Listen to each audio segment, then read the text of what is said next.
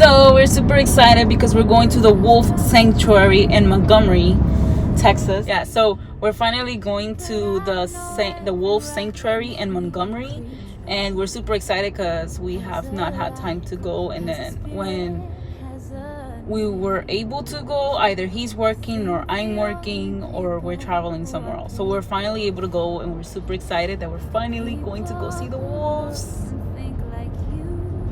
And hope that Jonah doesn't get in trouble and go to jail for trying to take one home. What do you think? How do you think it's gonna be like? It's gonna be good. Can't wait to see the wolves. No, seriously. That's what.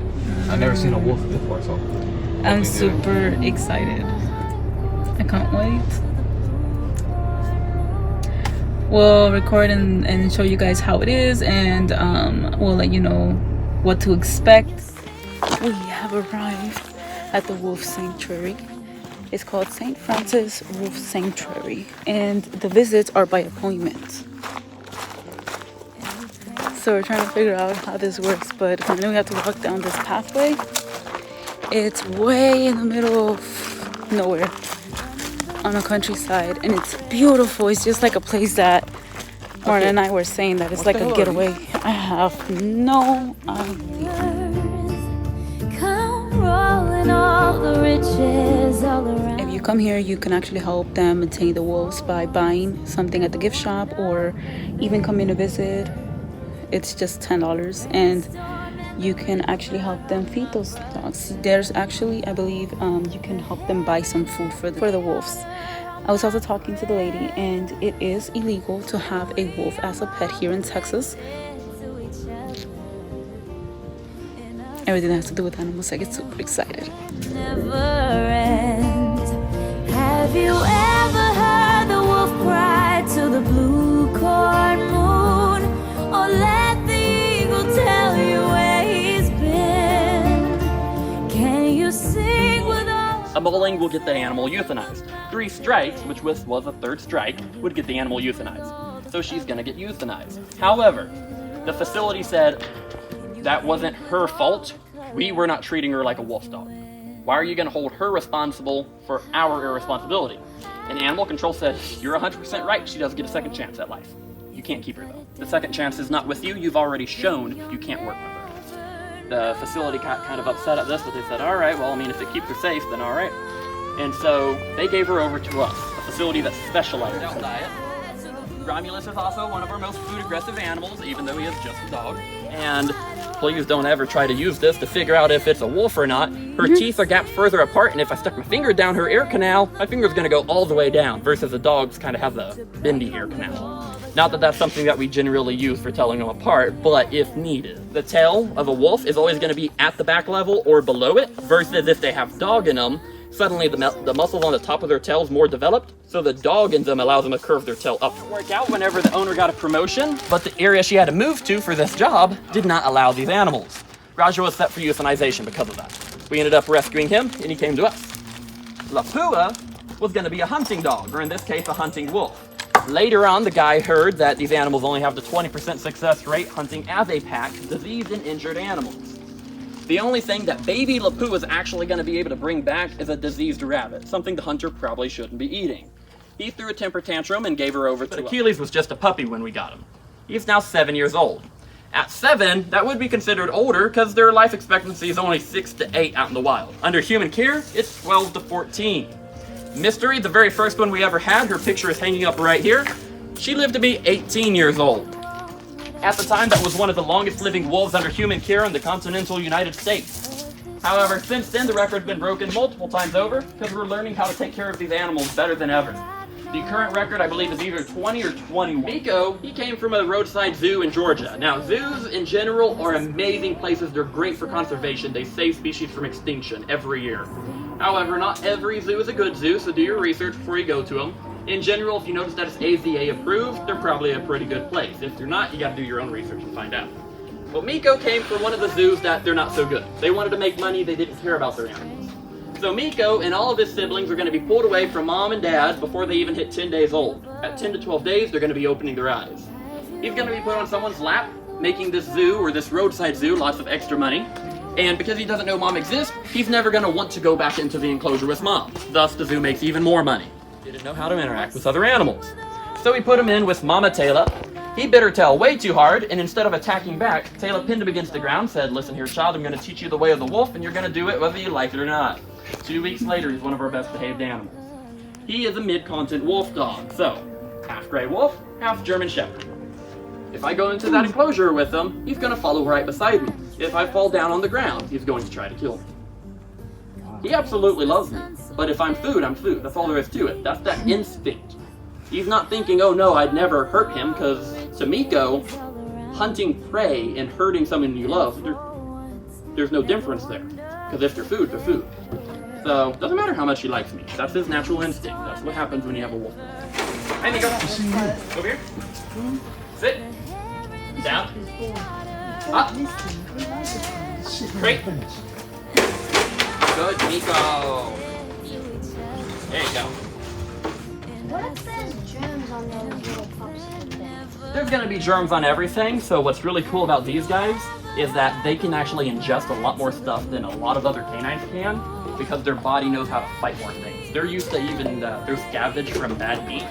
So if an animal was to die out in the wild, the meat's going to start to spoil after a while, especially if it's hot. And so you're going to have lots of nasty stuff growing on it. Their bodies are built to be able to eat the bad meat and still be able to work perfectly fine with it. Versus if we ate it, we'd get really sick. Alright, so over here we have Rose. She's 14 years old. She is our oldest. She is also a resident movie star, so that movie Into the Wild, most of the animals from that facility only survive to 10 years old because of the genetics. Rose is 14 and still going strong. When we put them together, they actually were our first 3-pack. They loved each other very much. Towards the end of Mystery's life, Rose actually became the caretaker, baiting her to go to her food bowl and waking her up in the morning. Well, Mystery did pass away a few years ago, and Big Boy followed about a year later.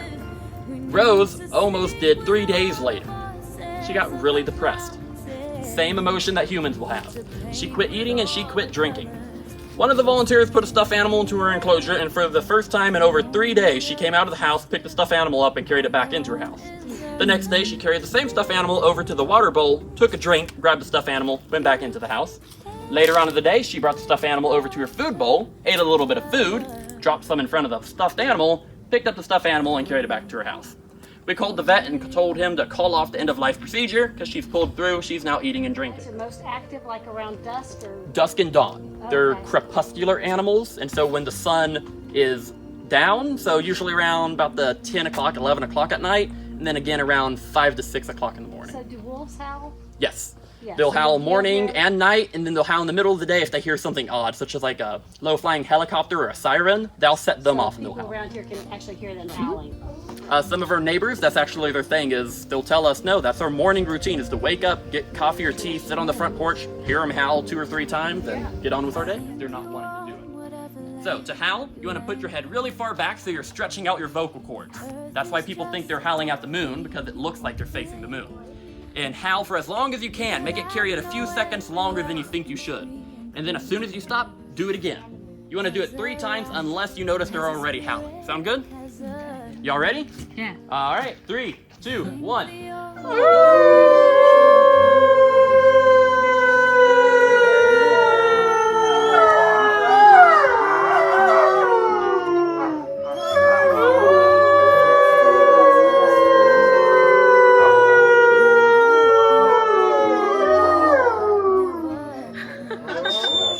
It's amazing.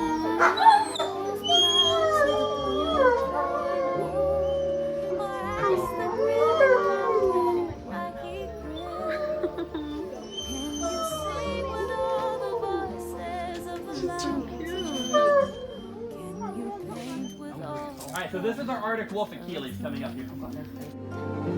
Can you paint with all the colors? Okay, so we just got out of the Wolf Sanctuary tour and we had a blast. If you're thinking of coming here, they're gonna move next summer to Navasota, so be prepared for that, but I'm pretty sure that they're gonna update their website when they do.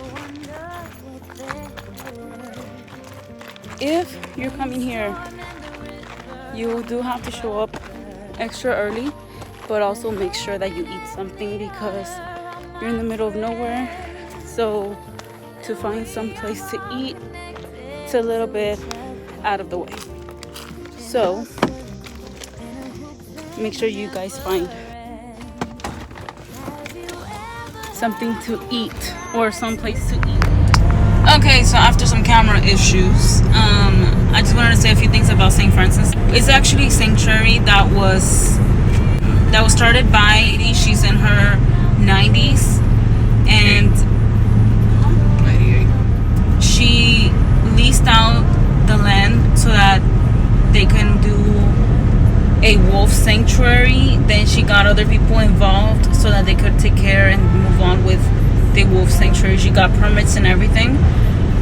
These wolves were basically being killed off due to the people not knowing exactly how wolves are or what wolves really are. They always just looked at them as the big bad guy and they were scared of them. The guy on the tour basically told us and explained to us that the only way that a wolf would actually attack a human is if they have rabies, or if they're protecting their puppies, or if we go into their direct territory to try to harm them or play around with them like if they were dogs. Because of humans' lack of knowledge, some of these wolves have been euthanized. Either they hunt them down or they keep them as pets, and then what he was explaining to us is some people kept them as pets, they got hurt, and they had to be put down. The next summer, right? Next summer they're going to be moving to their own land that they have actually been able to buy with donations and with selling at their gift shop and with visitors coming to visit them. They're going to move to Navasota. So they have currently about, I believe like 10 wolves. Well, there's one that's actually not even a wolf, but he thinks he's a wolf and he's a Malamute, but he was never really socialized or has any behavioral skills like a dog would. So he believes himself to be a wolf. And the one that he is with, I think her name is Kaya? I forgot, yeah. I forgot her name, but he's with Calypto.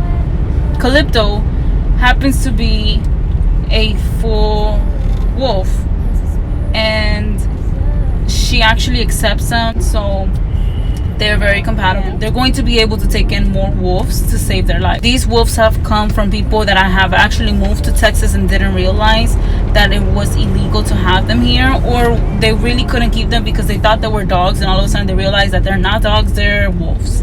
So they have been given up to the sanctuary, and the sanctuary has taken them in. Right now, the sanctuary isn't able to take in currently any more wolves dogs at the time, or for the time being, because they need a lot more space. A space for a wolf dog costs roughly about $10,000 to $14,000, and they aren't able to build any more enclosures there. So what they're doing is they are moving to Navasota, where they're going to have many acres of land to have up to 48 wolves. Anyways, I love animals. I mean, if you love animals, this is a great way to come and visit and support the wildlife. Keep that in mind. We liked it. I rate this place a 10. I fully support what they do. Anything on your side, baby? 10. 10. Okay, so we give it a 10. It was very hot, but they have like little seating canopy kind of thing along the kennels, so you're not actually in the sun for a various amount of time. But I hope you guys enjoy the video. Like, share, and subscribe. To each other in a circle, in a hoop